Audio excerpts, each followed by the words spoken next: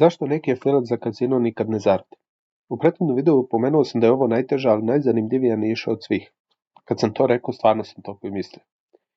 Mnogi sajtovi koji ne rade ove stvari mogu samo da odustanu ili da kupuju backlinkove koji neretko koštuju 500 do 1000 eura po linku, a dobre PR agencije traže od 10 do 12.000 eura mesečno na 6 meseci. Ali nemoj da se obeshrabriš. Postoji jedna tajna koja i dalje radi i besplatna je. A jedno što treba da uložiš jeste svoje vreme. A kada kreneš da zarađuješ, onda možeš vidjeti kakav je kvalitet tih backlinkova i kakve benefite oni donose. Za početak pokazat ću ti Search Quality Guidelines. To je dokument koji dobijaju Googleovi zaposleni da prouče pre nego što krenu sa evaluacijom nekog sajta. Ovaj dokument služi da bi oni mogli da se informišu i da vide kakve sve situacije postoje na sajtu. Za početak, šta manualni rater treba da odradi? Kada nešto traži na internetu, bilo koji korisnik, kada dobije taj sajt, prva pitanje jeste da li ja mogu verovati ovom sajtu. I vidjet ćete, to je za početak sasvim jednostavno pitanje, ali manualni rater treba to da oceni. I sada, prvo ide, šta je bitno jeste da se razume svrha websajta i da li on spada u your money, your life teme. Sada, kada se razume to, onda je sljedeća stvar koja treba da se razume da se identifikuje main content, supplementary content i reklame. To se radi na sljedeći način. Vidite, ovo je, označavaju se gore, vidite ovo, reklame, supplementary content i main content. Objasnit ću svaki pojedinačno. Reklame, znate šta su, nešto što vodi ka drugim sajtovima i donosi pare. Supplementary content je ono što radi navigaciju unutar sajta. Vidite, recimo tu spadaju header, footer i ovaj sidebar. A main content je content zbog koga je korisnik došao na sajt. Nebitno da li je to da kupi, da se informiše, da zakaže nešto ili nebitno šta god. Sada, kada smo odredili to koji je koji deo websajta, onda ide razumevanje celog websajta. Koliko je lako pronaći početnu stranicu. Vidite, ovdje je veoma lako jer ima link ka početnoj stranici. Sljedeću stvar koju on treba da odredi jeste ko je odgovoran za sajt i ko je napisao content na stranici. I treća stvar koju treba da nađe, treba da pronađe stranice About Us, Contact Information i Customer Service Information. Kada te tri stvari odradili, onda prelazi na ocenu kvaliteta stranice. I tu spada ocena kvaliteta main contenta, rekli smo šta je main content. Ako znate kako se određuje kvalitet main contenta, napišite mi u komentaru. A ako ne, u nekom od narednih videa ja ću objasniti kako se određuje kvalitet main contenta i kako pomoću toga možete samo povećati kvalitet vašeg websajta. Nakon toga određuje se reputacija websajta i content kreatora. Reputacija websajta se određuje na sljedeći način. Ukucate ovdje vaš brand i oduzmete vaš sajt. Šta je vaš sajt pisao o tom brandu, o vašem brandu i dobijete šta su ostali pisali o vašem brandu. Imate ovdje 4 vrste provere, pa vi proverite za bilo koju, uzmite bilo koji sajt ili za vaš sajt proverite pa ćete vidjeti šta pišu drugi o tom sajtu. Nakon toga reputacija content kreatora i mora da nađe neku reputaciju o tom content kreatoru. I na osnovu toga se određuje iskustvo, ekspertiza, autoritet i na osnovu ta tri dodeljuje se neko poverenje, odnosno trust tom sajtu. Kod Your Money, Your Life tema, kao što su medicina, kazino, financije, jako su bitni iskustvo i ekspertiza ljudi koji to ocjenjuju. I kada se sve to desi, kada se sve to odradi, onda oni treba da ocene vaš sajt. Lowest, to je najniža ocena, niska, srednja, visoka i najviša ocena. Sada, ove ocene, ukoliko recimo se manual rater, taj zaposleni u Google dvoumi između dve ocene, on da u sredini i time je završeno. Znači, to su dali kao mogućnost, ukoliko ne može da odluči gde spada, on mu dao ovu ocenu u sredini.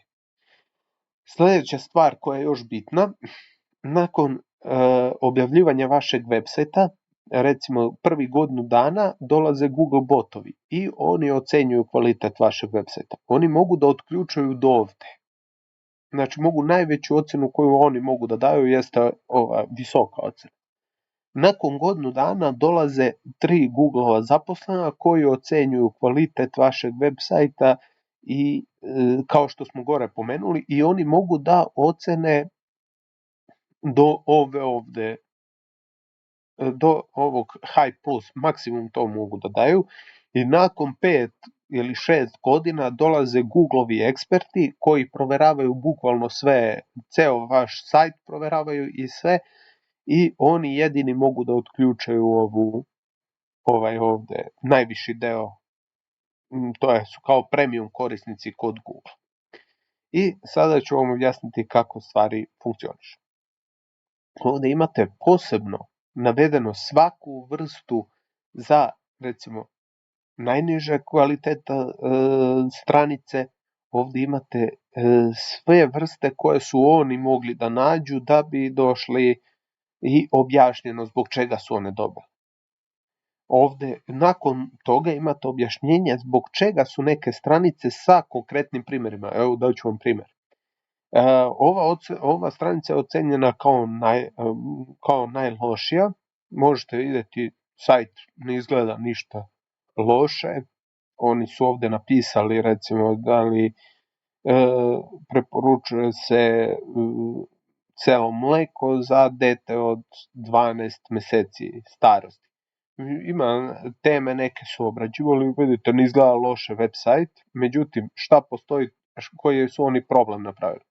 Oni su kada pogledate ovde, možete vidjeti da su u pravila korišćenja napisali da su neki odgovori odrađeni putem veštačke inteligencije i da možda ne ispunjavaju svrhu i zbog toga oni ne preuzimaju odgovornost za to što se nalazi na sajtu. I zbog toga, ako si ti napisao sajt, da ne odgovaraš za kvalitet sadržaja na tvom sajtu, oni takve sajtove ocenjuju sa najnižom ocenom. Sada sljedeća stvar koja je bitna, ovde imate recimo niske ocene, pa onda imate objašnjenje zbog čega su neke, pa imate srednje, pa objašnjenje, pa visoke, pa objašnjenje i na kraju najviše, pa objašnjenje. Sad ću vam pokazati primjer jedne od najboljih stranica kako to izgleda. Znači, ispunjava svrhu ta web stranica, ima veoma pozitivnu reputaciju, ima website i stranica na tom sajtu i ima veoma jaku iskustvo, ekspertizu, autoritet i trust ima ova stranica. Ta stranica izgleda ovako i možete vidjeti, ovo je neki sajt Snopes.